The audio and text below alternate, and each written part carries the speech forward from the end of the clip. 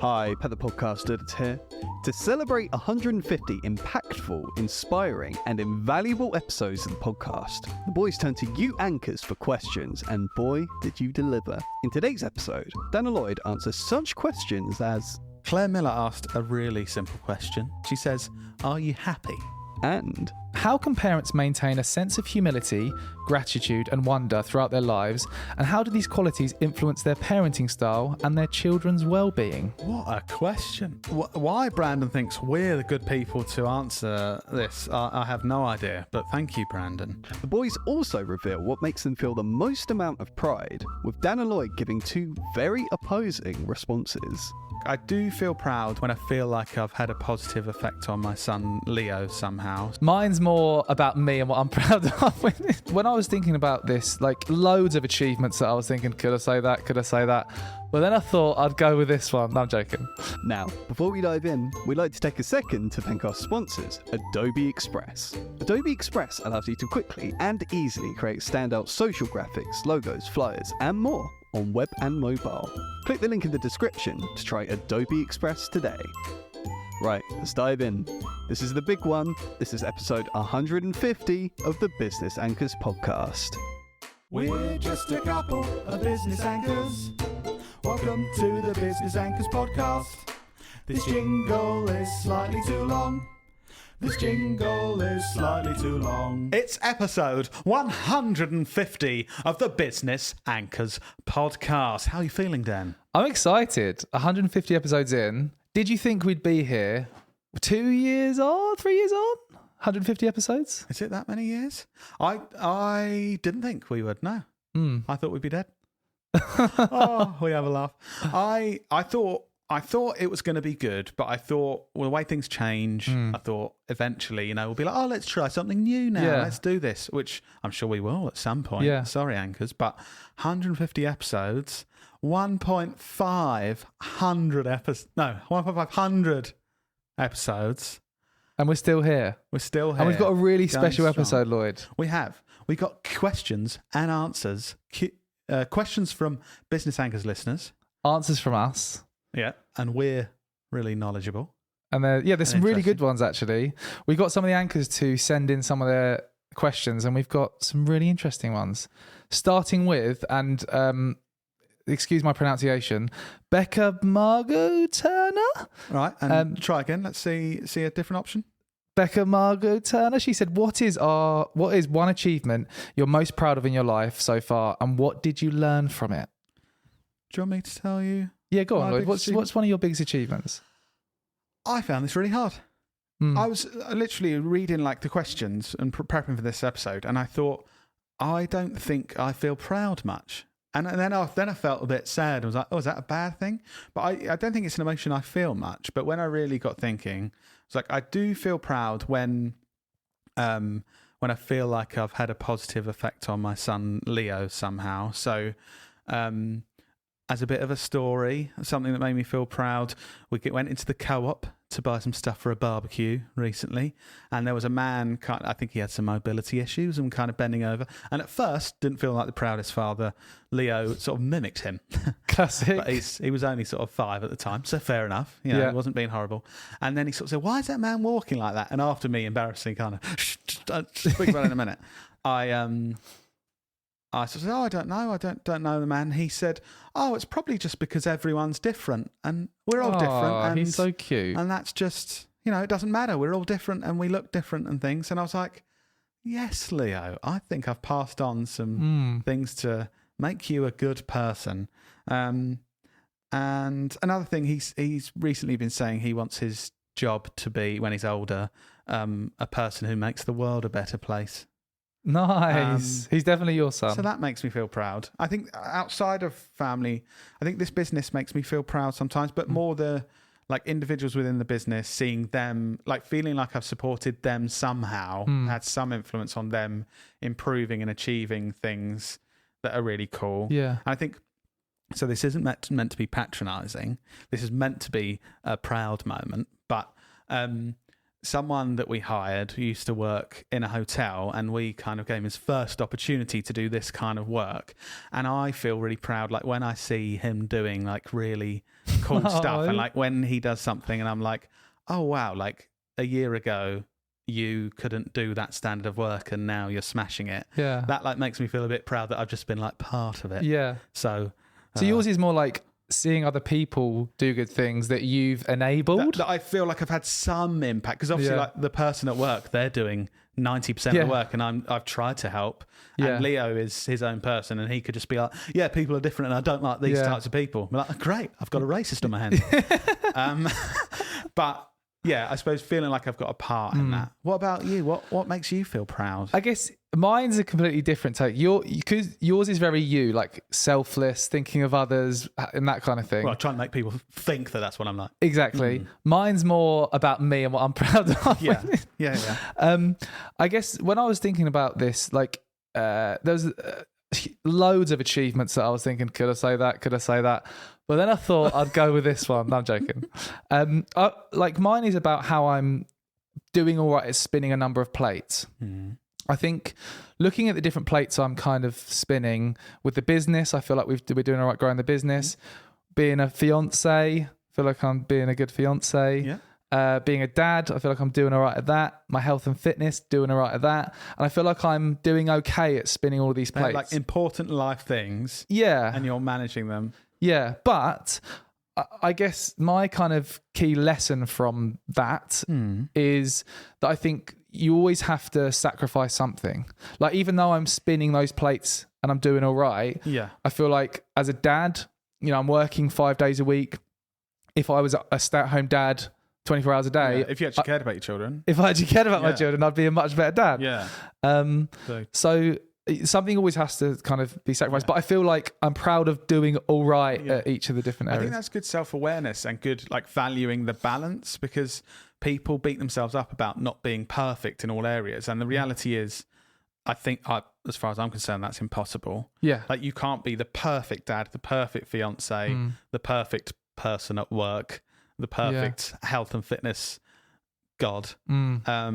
So I think that's good that you're self-aware. I think we could all learn from like trying to balance it the best we can, but not feeling like we have to be perfect in all areas. I feel like I do struggle with that though, because I do always want to be the best at everything. Want to be perfect. Yeah. And then I'm not. Yeah. But that's why I'm proud of doing all right at each of those different areas. And I think that, that's good that you've learnt. I think I could definitely learn from that, of like trying to be balanced rather than perfect in everything and getting better at that. Yeah. So we've spoken a bit about what fulfills us there. Claire Miller asked a really simple question. Thank you, Claire. And thank you for having an easy name to pronounce. She says, are you happy? I'd say yes. Oh, that was a big sigh. No, I think it was thinking about, I've thought a lot about this and I've tried to, like my answer is yes, I feel fairly happy.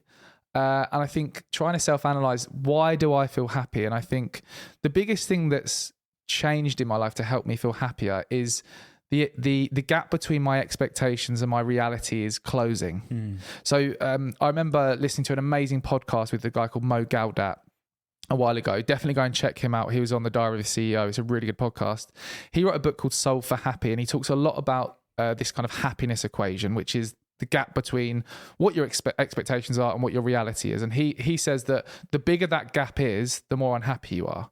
And it makes sense. Like if your expectations are, I'm going to have a Ferrari and a yacht and a massive house, and you don't have any of that, you're going to be constantly chasing that and thinking, I'm not good enough, I need those things. Whereas I guess I used to want all those things, and that used to be the biggest focus for me, and I didn't have it. So I was like, I still don't have my dream car, still don't have my dream house. But now I've kind of had kids and see them growing up and that kind of thing. I think I've started to care more about enjoying time with them and being kind of showing gratitude for what I currently have rather than what I want. Well, that experience of seeing where that happiness comes from, like you said, starting a family and realising, I haven't got a yacht, but I'm feeling extremely happy when I'm holding this boy. Yeah. That is, I think that experience does gradually as you mature. Well, I've found that of like, oh, this is the happiest I've felt, and I haven't had to buy anything for it, or I don't have to be having a yacht or or be surrounded by 12 supermodels. No, exactly. Not all the time, anyway. Even like yesterday. So this is a weird example that made me feel happy. So I when I'm on the way to work, you'll normally call my other half, Christelle, and Brody answered the phone, and he was just saying to me loads, "I love you, Daddy. I love you, Daddy." And I was like, that makes me way happier than having my dream car. Yeah. And it you get a weird feeling inside that just makes you happy. And I never expected that. I'm doing payroll for this month, Dan, and you'll be happy to know that you've earned 10 I love you, Daddies. Thank you. This month. So no money. I'd rather those. Okay. Well, I'll make sure. I'll speak to your son. Speaking about the gap between reality and expectation, we've spoken about this a lot after hearing that from Mo Gaudat, and we really believe in it. I think something that's really I've developed over time and continue to try to develop is when something happens and things don't go to plan, which, let's be honest, in most people's lives is probably 90%. Like, how often is it that everything goes to plan 100%? Never. It's quite often different. And I've reduced the time of how long it takes to realign my expectations and therefore feel happier again. It used to be, there could be something that happened, and for months I'd be like, oh, that's rubbish. You know, I wanted to buy this £500,000 house and I can't now, and I've got this £300,000 house. But then more recently, I've got to the point where I realign my expectations quickly. There's always a short period of time where your expectations change and you have to get over that. But now I can do that in days or hours, feel a bit down in the dumps for an hour or something, and then be like, okay, well, that's happened. Now my expectations are I'm going to buy the £300,000 house. Yeah. And then it's stupidly simple. But then suddenly it's like, oh, I feel as happy as if I was going to buy the £500,000 house, because that's where my expectations are and that's what I'm aiming for. And I feel fulfilled because I've got there. That is such a good skill to have. Like, if thinking of the anchors who want to apply that, because I think that is a huge, inverted commas, life hack to being happier, is closing that time it takes to realign your expectations. What advice would you give anchors who want to get better at, when things change, realigning those expectations in a short amount of time so they feel less shitty for less amount of time? I would just say practice that, what I've just said, basically. So when things change and you realise I can't reach those expectations anymore, things have changed, I can't get there, just realign your expectations as soon as you can and think, what's possible now? Okay, this is what's possible, and aim for that and work towards that. Because as soon as you start working towards that new goal and it's more aligned and it's something that's realistic, your happiness comes back like that. You think, oh, cool. The little thing in your brain gets that little pat on the head. It's like, oh, I'm working towards this thing and it's achievable. And you feel happy. So I think try and realign those expectations as soon as you can, and realise things happen that you can't control. I think also go and read Soul for Happy, which is the book by Mo Gaudat. That completely changed the way I think about happiness, and also started to practice like gratitude more, and thinking of like, what do I actually, every day I started at the end of the day thinking, what am I grateful for today? And it sounds really fluffy and sort of sad, but thinking that then makes you feel like, wow, I'm really grateful for having an amazing team around me, an amazing family, and two lovely kids, and so many good things. And if you focus on that, there's no doubt you'll be happier. Yeah. We've got a question from another Kent-based business owner, Dan. Nice. Alex Durham, I would say. And they've asked, for the best way of engaging with freelancers, should you have contracts or do you follow theirs?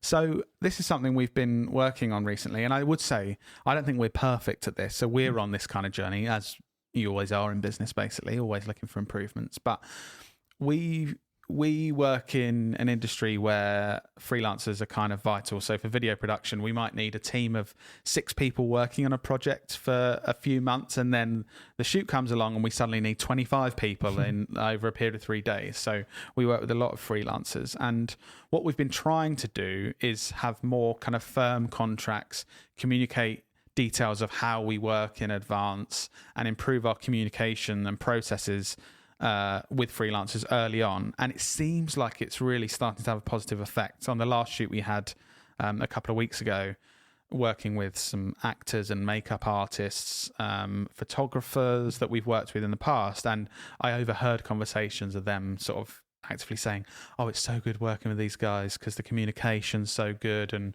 we knew what's expected and we get paid on time. And so my answer to that would be try and lead the way in processes and communication of how you want to work with freelancers rather than let those freelancers kind of do what they want, because you might think that would be better. Like, oh, you can do whatever you want or work whatever way you want. But actually, I've found with our teams, they really appreciate it with the more guidance and processes from us. I was going to say something I'm really, really proud of is how focused our team are on ensuring that freelancers actually enjoy working with us. Yeah. Like I've definitely heard people saying, oh, wow, the makeup artist said that they've loved working with us on this shoot, or the photographer, and that.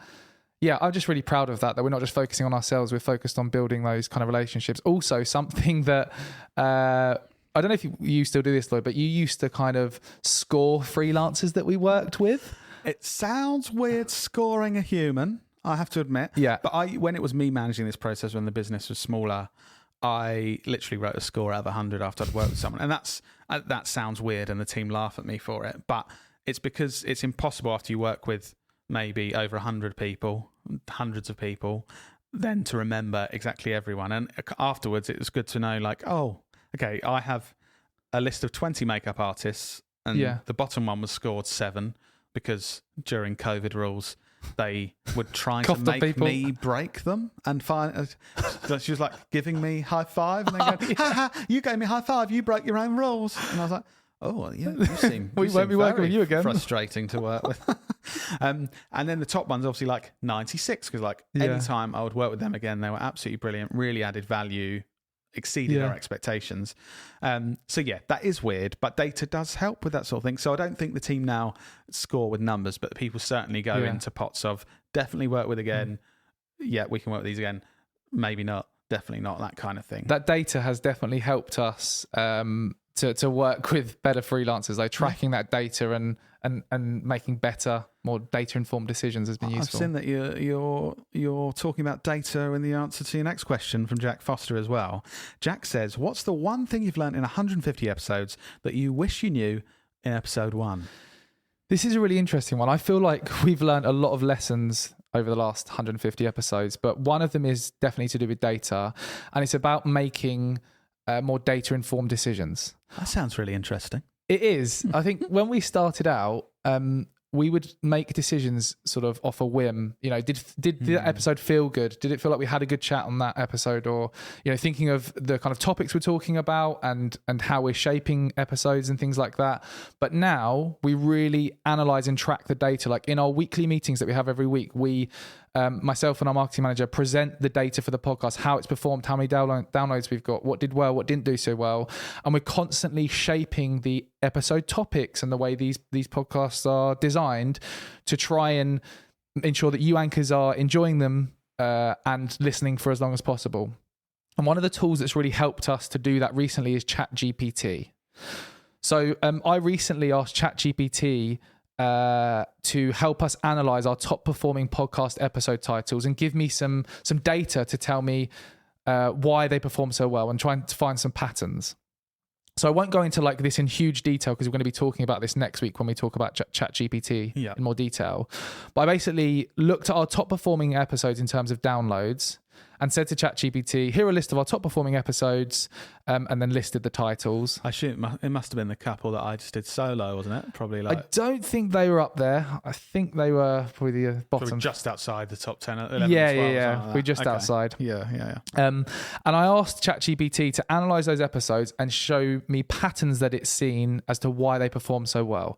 And some of the things it shared were insane. Like it really, really impressed me. So there was kind of 4 key areas that it focused on.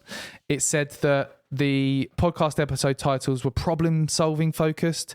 They showed case studies and real world examples, showed quantifiable results, and they were had platform specific tactics. And like looking at some of the episodes, it was completely right. So for example, one episode, how we are using AI to overtake our competitors, or 13 underrated LinkedIn tactics to drive B2B sales. And it really gave me some useful insights into kind of why they're so clear with those titles, like the problem solving nature of it. And I wouldn't have even thought about it because some of the stuff we talk about is quite vague, not vague like as in, oh, it's just shit, but as in we're covering a wide topic and talking about lots of different things. And then some, it's very much like how to do this to help you do this. This is what really impressed me. I'll just read out one kind of blurb from one of the points. This is what really impressed me. So one of the key things it said is our top performing episodes are problem solving focused. And it said each title presents a specific problem or challenge that listeners presumably face, e.g. selling without annoying customers, or leveraging AI, or overcoming founder challenges, or planning workload. This focus on problem solving is a strong draw for listeners who will anticipate gaining practical insights or solutions from the episode. Like that alone, I read that and like that makes complete sense. ChatGPT is like a data analyst that we've got for $20 a month that's analyzing what's working, what isn't working, giving us these useful insights. It's amazing. Yeah. I do think the value, like you're saying, just the value of that point is going to be massive, and that's compounding over the next year as we use that information for more and more podcast episodes. It really is amazing that you can gain that. So from the last 150 episodes, what have you learned, or what's your biggest kind of takeaway? So don't be too critical of me, because this is something I'm working on, but I've learned more and more that it doesn't matter how interesting the topic of the podcast is or what we're discussing.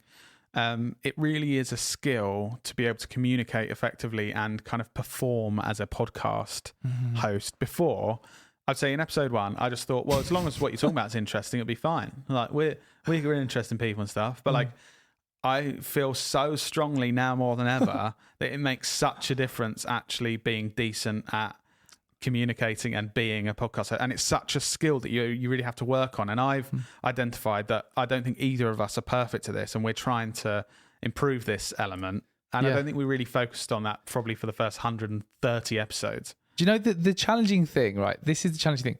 So there's a few key things you're trying to do on an episode. You're trying to come across as yourself. Like we don't want to pretend to be something we're not. You don't want to perform to the extent where you're literally a character. Well, that's not what we're trying to do. But at the same time, Lloyd, you're trying to communicate your points eloquently and to the point and not waffle. So you've got to think about that. So be yourself, but be a more entertaining and interesting version of yourself, and don't talk about anything that isn't interesting. Don't be yourself, but be yourself. Exactly. Next, you've got to have 120% of your energy as compared to if you're just normally talking to each other. Even if you're tired, you've been up all night with the kids. Yeah, exactly. Yeah. So there's all these different elements that go into trying to ensure these episodes sound as good as possible for you guys. And I think the next part of that is the best podcast hosts do all of that while sounding like they're not trying to do any of that. Obviously, we're communicating with you, all that stuff, which you wouldn't normally. But yeah, the people that are the best to listen to sound like they're not trying at all, but they're doing all of those things. So I think it's very difficult to do all of those things extremely well, and we're constantly trying to improve that.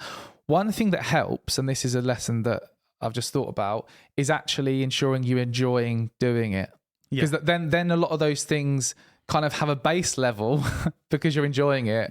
Because part of what we enjoy is like the two-way discussion, because we're brothers and we get on and stuff and we can have a laugh and stuff. I think episodes where it's more like I'm delivering this piece of information, I think we get less enjoyment out of, and that comes across to listeners.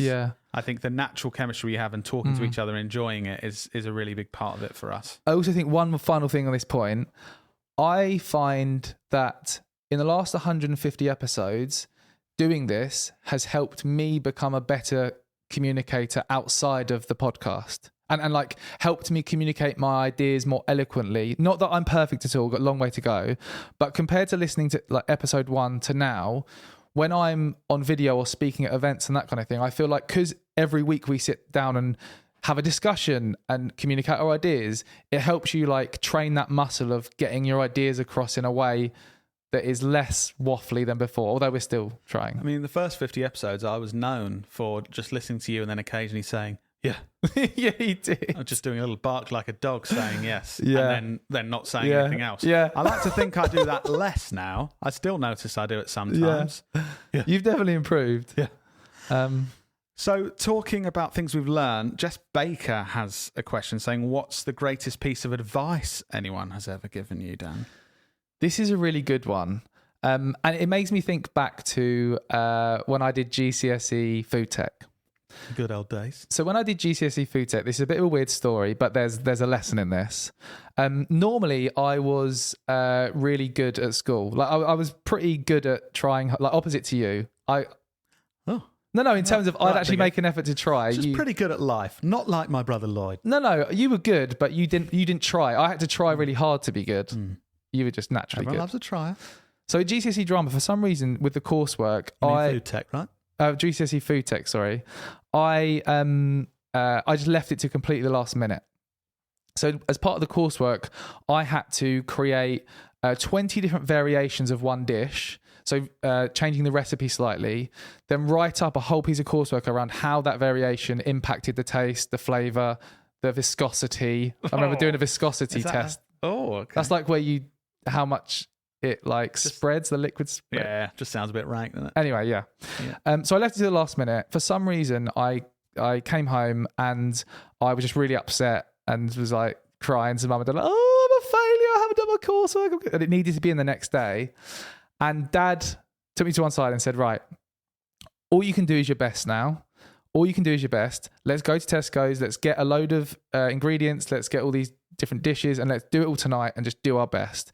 And for some reason, him saying to me, all you can do is your best, completely switched in my head. And I thought, I'm going to do my best now. Yeah. And I just did it. We spent all night cooking and I got an A. Well done. Yeah. Well done. Dad got an A. Nice. Yeah.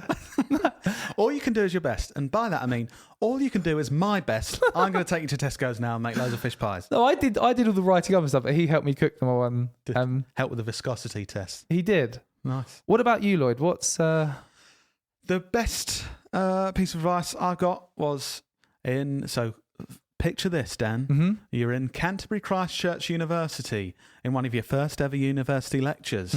You sit down, your tummy rumbles because you've currently got digestive issues and you keep having diarrhea, but that's besides the point. Yeah, okay. And you're in a lecture about critical thinking.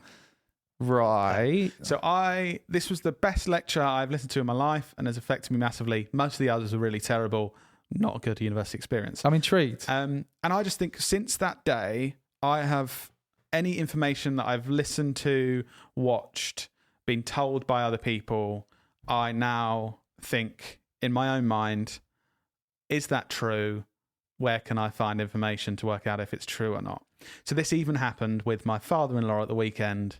He said to me something about why are we taking so many immigrants into the UK and they're not workers. They can't work. They're just immigrants that aren't working. Why have we got so many in the UK and other countries aren't having them? Right. And so I think before that lecture, I would have said, yeah, that is weird. Why have we got so many more immigrants coming into the country than other countries? But I said to my father-in-law, oh, I'm not sure that's true. Let me have a look at the numbers. Yeah. And then I looked, and the actual data is we have far less immigrants coming to the UK than most other European countries and countries around the world. So although it can cause some awkward, because if someone says to you something that they believe, and you say, oh, I'm not sure that's true, and you don't have to do that. Sometimes if I watch something on TV or read a headline, I'll just Google and be like, oh, is that actually true? But I think it's really important. And I think sometimes just listening to information and believing it causes people to be unhappy in their life, because people do sort of watch daytime TV and read headlines that say these immigrants are taking your jobs. And understandably, if you've been reading that for 20 years, you're going to think going to think angry. Think angry. You're going to feel angry and be like, oh, my life would be so much better if these immigrants weren't taking my jobs. Please don't clip that. Please include all the context of this conversation. But if you look into it, go, oh, actually, they're not really. A lot of immigrants are doing the jobs we need to in the National Health Service and farming, and we've got far less coming into the UK than other countries. Actually, we don't have as big a burden as those countries and things. Then you feel good about it. You think, oh, that's good. And I think it's the case with a lot of other things. You might get been told by your family or your parents that doing certain things isn't the right way to live your life. And it's only when you make your own decisions and think critically and read up about it for yourself that you can make the decision and knowing if that's right. Maybe your parents have said, no, you shouldn't travel the world, or you shouldn't start your own business because it's too risky. Whereas for you, it might be the right thing to do. So was the advice that you learned in that lecture or seminar to basically question everything you hear and try and make your own decisions based on your own research rather than like, oh, they said that, I'm just going to believe it. Is that the... Question everything, but think critically. And sometimes someone will say something to you and you'll think about it and you'll read about it or you'll find it and it will be true. That's okay too. But I think it's just helped me so much in life. There's been things that people have told me or the media has told me that could have negatively affected my life, but I question it and read up on it and that kind of thing, and then it doesn't negatively affect my life because I find the real information. Nice. We also got a really interesting question from Brandon Davies that I want to share with you, anchors. He asked, how can parents maintain a sense of humility, gratitude and wonder throughout their lives, and how do these qualities influence their parenting style and their children's well-being? What a question. That was... Why Brandon thinks we're the good people to answer this, I have no idea, but thank you, Brandon. What do you think then? I actually saw a really interesting post that you shared on Instagram recently that shared the answer to this question. Right. Well, not the answer to this question, but it spoke about what to do if your kid wants to quit a sport. And I just want to share this with the anchors because I know this answers part of the question, but I found this really, really interesting as a parent. So there's an Instagram account called Big Life Journal, and they share lots of useful kind of parenting advice and things. And let me just share their kind of advice for this. So this is all about what to do if your child wants to quit a sport. And it said, advice from an Olympic gold medalist. And you actually shared this and I found it for you. Yeah. So they said this, imagine your child comes back from a practice and says, I hate karate, it's too hard, or I don't want to do this anymore. Just tell them this. And this is really good. Okay, you can quit, but not today. And they go on to explain that you should say, we all have bad days when we want to quit. When something feels hard, our brain and body resist because they want us to be comfortable. But if we quit on a bad day, we will never become great at something and we might regret this later. So here's the deal. You can quit on a good day. When you have a successful day and you still want to quit, let's talk. That is bloody brilliant advice, isn't it? Yeah. When you shared that and read it, I was getting the hairs on my back of my neck going up because it's weirdly I didn't communicate it as eloquently as that, but my son literally came back from karate, sport, and said, "I don't want to do this." And I wasn't as good as that, but I did say to him, "Sometimes things are hard, but it's good to keep trying, and you'll feel really good afterwards if you get past it." But I wish I read that before because I would have sounded like such a good parent. I remember when I did swimming lessons, Mum must have hated me for this. And I'm so glad she made me do it. Every swimming lesson when I was a kid, I would literally have a tantrum and I hated it. And I would scream and I'd kick and scream and Mum was basically like, right, you need to learn how to swim, you need to learn how to swim. Yeah. Did it for years, learned how to swim. I'm so happy she persisted with making me learn how to swim because I was exactly the same, just hating it. But right, I'm going to move on to a question about me, Dan. Yeah, let's do it. Carla Terry says, has Lloyd had acting classes? And obviously it's a question we get a lot because I'm such a good actor and performer that you might think I've been to acting school. Have you? No. As I said earlier. Oh, no, I didn't mention it. My GCSE drama, I didn't do my coursework and just put some history textbooks in the folder to make it feel wait, let's go into this. So you didn't do your coursework? No, as you said before when you talked about your food, I didn't really try, and it got to the point where I had to hand this folder in with my coursework and it had to have something in, so I just put history textbooks in there to make it heavy, and then it got sent off to the exam board or whatever, and then I got a thing. My teacher said, "Oh, your coursework wasn't in your folder," and I said, "Well, it was when I gave it to you." And I think I got given a C in the end because they sort of thought they'd lost it. That is a classic Lloyd. So, but luckily the practical, I think I did well and I got a B overall or something like that. But didn't your drama teacher got fired, didn't he, for Mr. Molest Me? That's one of those horrible nicknames the teachers get. Oh well, it wasn't horrible because it turns out he wasn't supposed to be filming my classes. Bit rank, wasn't it? Yeah. Interesting one. Yeah, that is a word you could use. Right, final question, Dan. Are you ready? Mm-hmm. Rebecca Pay, and by the way, Rebecca, see you engaging in a lot of our content and stuff. Thank you very much. Rebecca Pay, if you weren't doing what you do now, running your successful agency, thank you, Rebecca, what job do you think you would be doing? That's a good one. I reckon I'd be doing something in sales and probably tech sales. I've got a friend that works in tech sales and earns a lot of money. And I think, like I was saying earlier, younger Dan would be focused on just making as much money as possible to get the yacht and the car and the mansion. So, yeah, I'd probably be working in tech sales because I really enjoy the sales element of my role and I think I'm all right at it. So I'd be trying to do that. What I could not... Dan, that would be, if you said, what's the shittest thing you could do? I'd say tech sales. Oh, really? I would, I'd be so bad at that and I would hate it. I reckon, really? What would you do then? What would you be doing if you weren't? If we didn't have this bit, I think, if I'm honest, Drama teacher? I feel like my life could have gone in many different directions because of my personality where I have lots of ideas. And I reckon I could have easily gone in a direction of just like living in his mum and dad's spare room, kind of playing Xbox. Yeah, I agree. You could have done that. Because I could have been like, oh, I don't really give a shit. I'm just going to do this over here. Yeah. Or I reckon like a number of things, acting, politics, charity, one of those sort of things. Or I think I really could have easily just got into a job that I hated with a boss that I hated and just been kind of angry at the just world. moaned at... Yeah, I think so. So thankfully we did this. No, I think eventually whatever happens, I would have come around to doing it. But I think it might have taken me longer to work out what I wanted to do if we didn't start this business when we did. Yeah. Yeah. Interesting. Weird. Very weird. Well, I hope you've really enjoyed this special episode 150. Whoop, whoop. Thank you, everyone who sent in questions, and I hope you've enjoyed listening to this. And thanks to all the anchors who continue to listen to these episodes. We're always working hard to try and improve them and come up with new ideas for how to improve this. And if you've got any kind of topic ideas that you'd want us to focus on, send them in. Also, remember, this podcast isn't free to listen to. You have to pay with a review. Yeah. So make sure you review this podcast on whatever platform you're on. Yeah. I'll be reading the reviews in the next couple of days. If you're planning on listening to another Business Anchors episode, feel free to do it after that one. If you're planning on going anywhere else on the internet, just pay us with a review now. That'd be great. I'll be on the door waiting for you.